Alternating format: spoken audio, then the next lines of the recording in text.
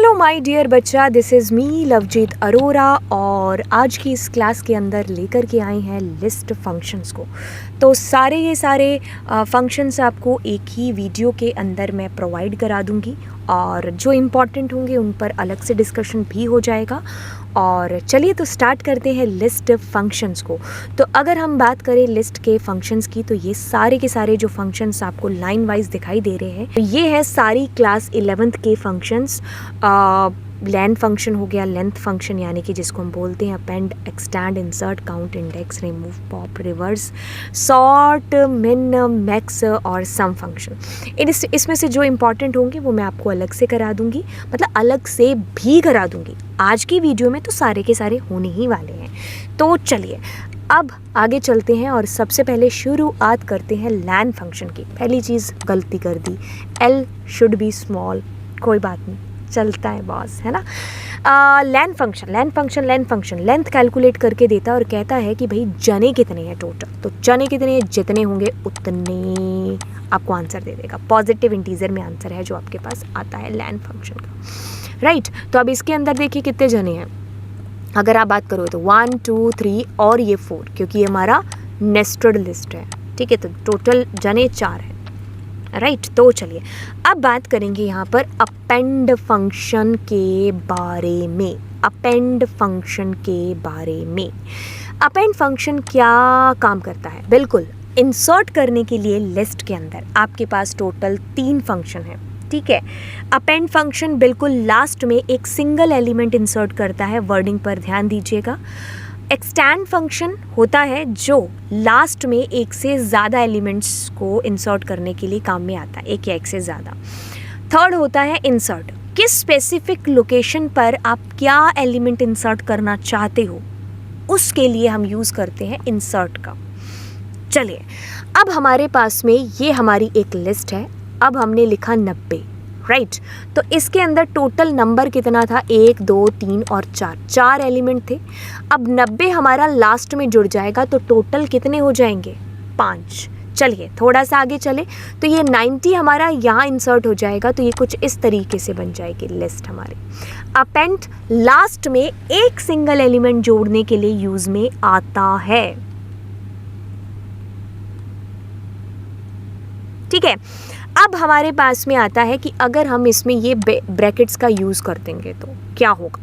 तो क्या होगा कि एक सिंगल एलिमेंट ही इसने इंसर्ट किया और इसको एज अ नेस्टेड इसने ट्रीट किया हुआ है, राइट।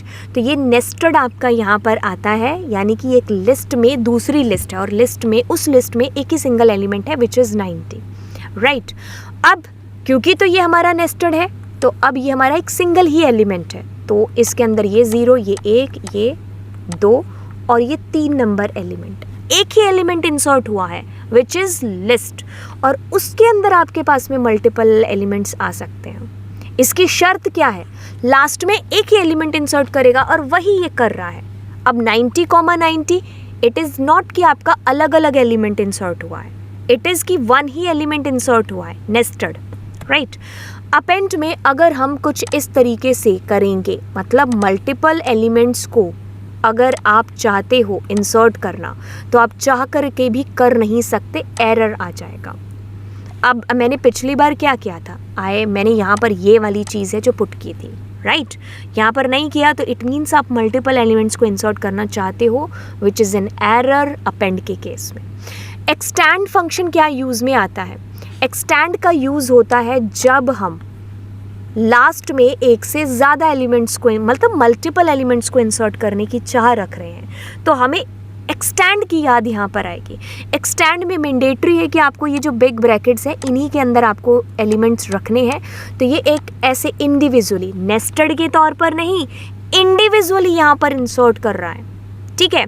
तो ये कुछ इस तरीके से काम हो गया। कैसे कि अगर हमने 2 लिस्ट को जोड़ा और 2 लिस्ट जुड़ने के बाद में ऐसा आंसर प्रोड्यूस कर रही है, वही एक्सटेंड के केस में भी हो रहा है। दोनों का आउटपुट देख लो, right.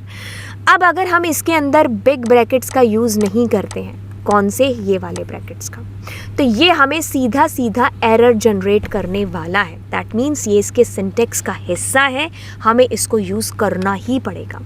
What is the mean of insert function? It means कि हमें कहाँ पर और हमें क्या इंसर्ट करना है. इट सेज कि 90 नंबर इंडेक्स पर 56 को इंसर्ट कर दो. तो we don't have 90 number index. It means कि वो भागा भागा लास्ट वाले पर ही देखेगा और वहीं पर इंसर्ट कर देगा किसको, 56 को. अगर हम यहाँ पर कुछ और लिखते हैं, दैट मीन्स अगर मैंने 4 लिख दिया होता तो ये क्या करता, 0 1 2 3 और 4 पर तो आ ही रहा है. मान लो 3 लिख दिया होता तो 0 1 2 और 3 नंबर पर यहाँ पर आपका 90 इंसर्ट हो चुका होता. राइट, ये हमारा इंसर्ट है. जैसे मैंने कह दिया 4 नंबर पर इंसर्ट कर दो 56, तो 0 1 2 3 और 4 पर ये इंसर्ट हो चुका है. मतलब ये कह रहा है कि कहाँ पर और ये कह रहा है क्या इंसर्ट करना है. इंसर्ट फंक्शन का काम है. नेगेटिव के केस में थोड़ा सा आपको समझना पड़ेगा. नेगेटिव विच इज़ ये वाला हमारे पास में है -1, दिस इज़ -2, -3. तो अब ये -3 है ना, जो इसके बाद वाले पर इंसर्ट करेगा. दैट मीन्स अगर ये आपका -3 है, ये -2 है और ये -1 है, तो यहाँ पर आपका इंसर्ट हुआ जो भी आपको इंसर्ट करना था. इंसर्ट नेगेटिव केस में ये चीज़ ध्यान रखना. अब हम बात करेंगे काउंट फंक्शन की. काउंट यानी कि टोटल काउंट करके दे रहा है कितने जने हैं एक के. तो एक ही बार तो है. अगर आप इसको कहते हो तो दैट इज़ अ स्ट्रिंग. तो स्ट्रिंग को थोड़ी ना काउंट करेंगे. हमने कहा 100 कितनी बार है, आया ही नहीं तो 0 बताएगा. अब इसमें हम नेस्टेड के अंदर भी कर गए. खैर आपकी बुक वगैरह में ये नहीं है बट हमने आपको बता दिया. ए का 3 ढूंढिए पहले, कहाँ है, 0 1 2 और 3. अब इसमें एक कितनी बार है ma'am, that is coming only 1 time, तो 1 विल बी द आंसर. मैंने बोला ए कितनी बार है, बट ए के 3 में ढूंढो, तो 0 1 2 और 3 ये वाला हिस्सा. इसमें ए 1 बार 2 बार. ठीक है. अब पॉप फंक्शन यानी कि डिलीट के लिए हम इसका यूज़ है जो करते हैं. क्या डिलीट करना है, आपने अगर लिखा यहाँ पर 2 तो ये 2 नंबर इंडेक्स पर पड़ी हुई वैल्यू को डिलीट कर देगा. तो इसने क्या कहा, 0 1 और 2, तो 3 को इसने डिलीट यहाँ पर कर दिया. 0 1 2, हाँ सॉरी हमने यहाँ पर ये लिखा है ना 3. हाँ यस, एक सेकेंड रुके, इसको इरेज करने दीजिए. यहाँ पर देखो हमसे क्या गलती हुई. इसने क्या कहा, इसने कहा ए का 3. वेयर इज ए का 3, 0 1 2 और 3. उसके अंदर 2 कौन है, 0 1 और 2. तो सी को डिलीट किया होगा. यस, सी को डिलीट किया. ठीक है, क्योंकि हमने कहा ए के 3 के अंदर जाओ और वहाँ पर 2 नंबर को डिलीट करो. अब देखिए मैं क्या कर रही हूँ, ए का 2, तो नाउ हेयर 0 1 और 2, यहाँ पर आपका ये डिलीट हो जाएगा 3. ठीक है, तो जो इंडेक्स दोगे वही डिलीट होगा. सपोज आपने यहाँ पर कुछ नहीं लिखा है, इट मीन्स कि वो ऑटोमेटिकली लास्ट एलिमेंट को डिलीट करने जाएगा. ये इंपॉर्टेंट है. अगर हम लिखते हैं डेल ए का 2, तो वो भी वही चीज़ कर रहा है, 0 1 और 2. तो डेल भी हम यूज़ करते हैं. डेल इज़ ए स्टेटमेंट या कीवर्ड हम कह सकते हैं. Pop is a function. अब डेल के थ्रू हम कुछ इस तरीके से भी पूरा का पूरा एक स्लाइस डिलीट कराना चाहते हैं. मैंने कहा 2 और 3 नंबर एलिमेंट्स को डिलीट कर दो, क्योंकि 4 से एक पहले रुकेगा, 2 3, तो 0 1 2 3. तो ये दोनों स्लाइस हमारा डिलीट हो चुका है. तो 1 2 और 5 हमारे पास बचा. रिमूव फंक्शन क्या करता है, यहाँ पर जिसका भी आप नाम लिखोगे, यानी कि उस एलिमेंट को आपको लिखना पड़ेगा. ये इंडेक्स के ऊपर काम नहीं करता है. ये उस वैल्यू को आप जिसको लिखोगे उसको डिलीट कर देगा. राइट, आपने लिखा 7, तो इसने 7 नंबर इंडेक्स को नहीं, 7 को डिलीट किया है. First occurrence of 7. राइट. अब मैंने क्लियर का यूज़ किया, तो क्लियर क्या कर रहा है, पूरी लिस्ट को खाली कर रहा है. आपकी सारी लिस्ट के अंदर के एलिमेंट्स को इसने रिमूव कर दिया. तो एक तरीके से नई लिस्ट आपकी यहाँ पर क्रिएट हो चुकी, क्योंकि सारे एलिमेंट तो डिलीट हो गए. रिवर्स फंक्शन आपकी पूरी लिस्ट को उल्टा कर देगा, रिवर्स ऑर्डर के अंदर प्रिंट कर देगा. सॉर्ट के अंदर आपकी लिस्ट पूरी की पूरी सॉर्ट हो जाएगी.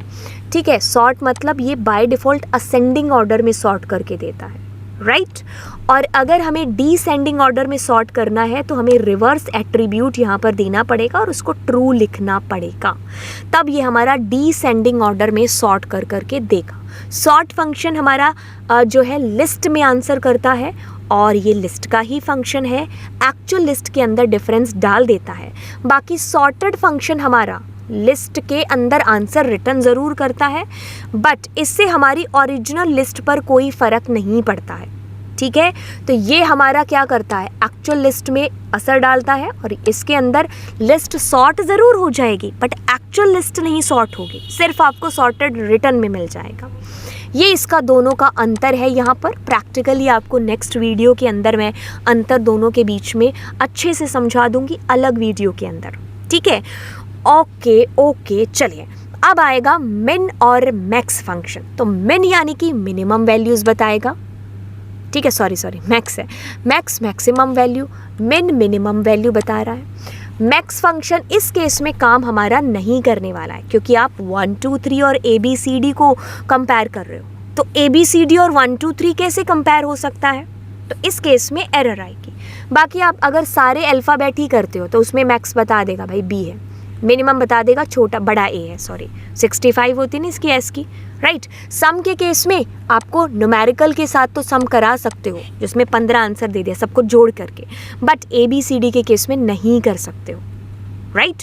इंडेक्स फंक्शन आपने कहा 3 को ढूंढ करके दो, तो 3 की फर्स्ट अकरेंस कहाँ पर आती है उसका इंडेक्स ला देगा 0 1 और 2। ये मैंने कल समझाया था आपको, कल मैंने स्ट्रिंग के फंक्शन कराए थे ना, या फिर आप स्ट्रिंग फंक्शन के अंदर देखना, इसको मैंने बहुत अच्छे से करा रखा है, ठीक है। अब आता है आपका इंडेक्स के अंदर, अगर आप ऐसे एलिमेंट का पता दे दोगे जो आपके पास में है ही नहीं है, यहाँ पर मैंने 300 दे दिया, तो आपको एरर आएगी।